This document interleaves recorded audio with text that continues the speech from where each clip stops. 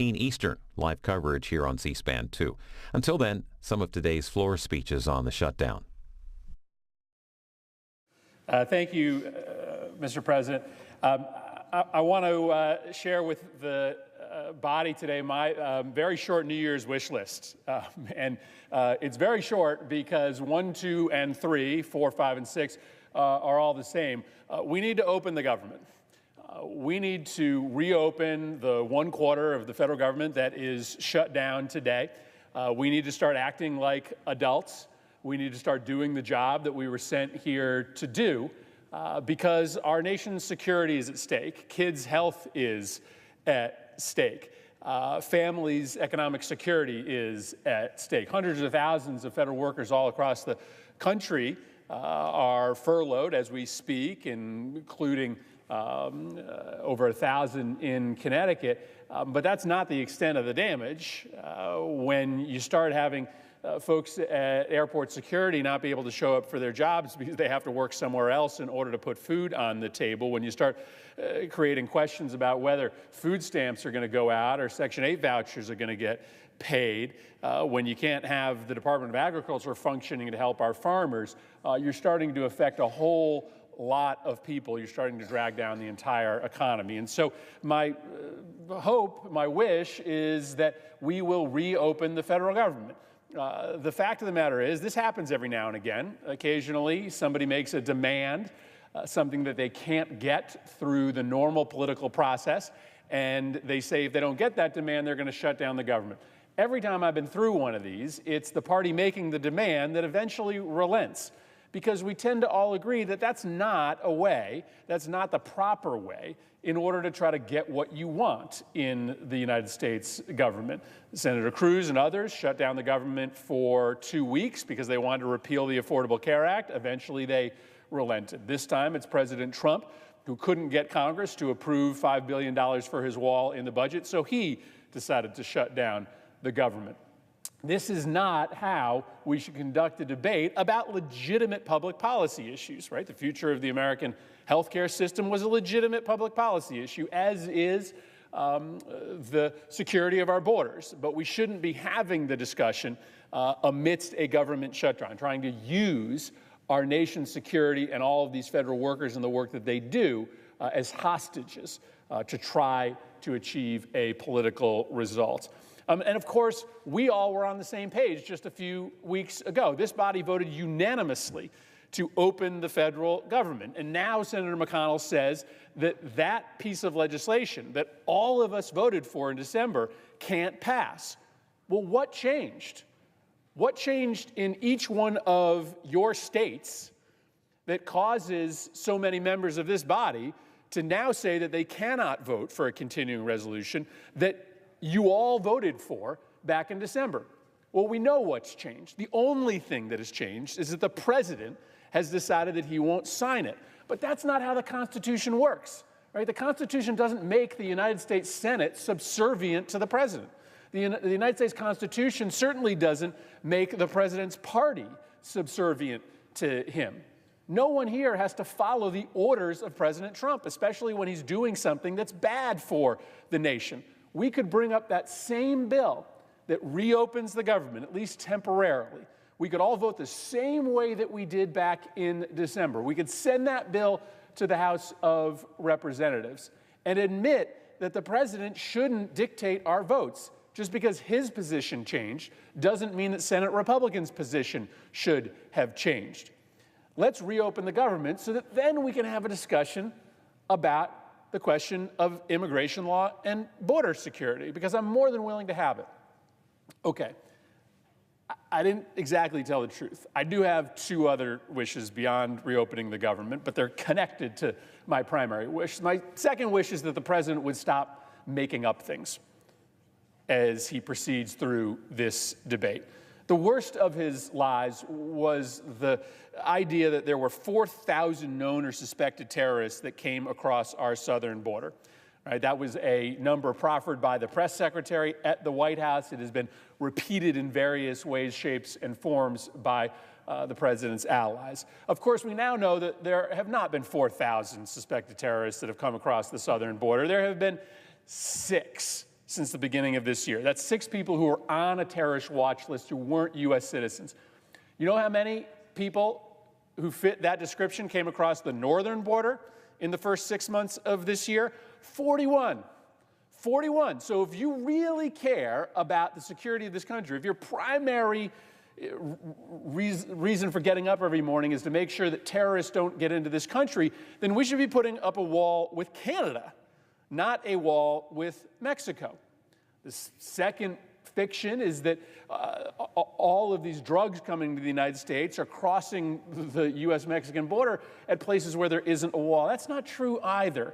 That's not true either. The vast majority of illegal products that come into this country come through ports of entry. Now, we should all talk about why that is and what we can do to beef up protections, but putting up a wall along the treacherous portions of the Rio Grande are not going to stop smugglers who right now can find lots of other ways to get their goods into the United States. So I want to make sure that when we have this debate, we are having a fact-based debate. And my second wish in this new year is that the president and his allies would just start telling the truth.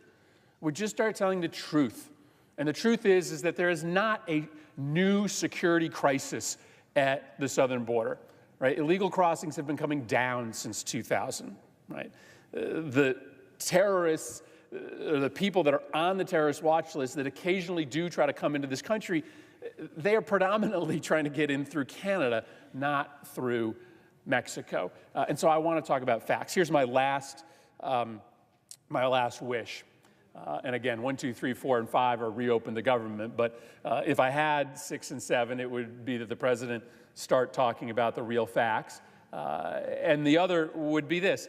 Let's not get into this very dangerous conversation about trying to do an end around on the political process with a national emergency.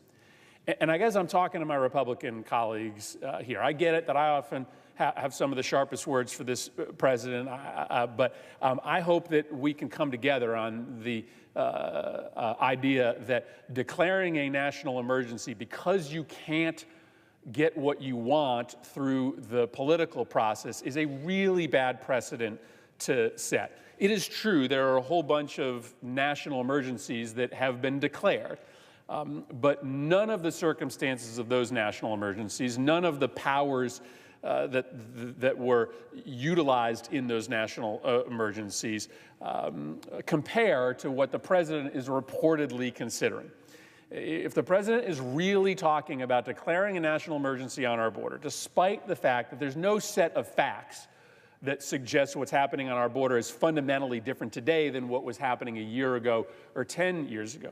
If the president is really contemplating by executive order reprogramming billions of dollars that this Congress set aside for military construction projects to a border wall, that is a Pandora's box which, once opened, cannot be shut again.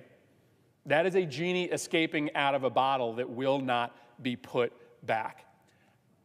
I said in jest last night that if President Trump can use a national emergency declaration to build a border wall, what would stop a Democratic president from declaring a health care emergency and passing and declaring a national emergency to create a single-payer health care system in this country?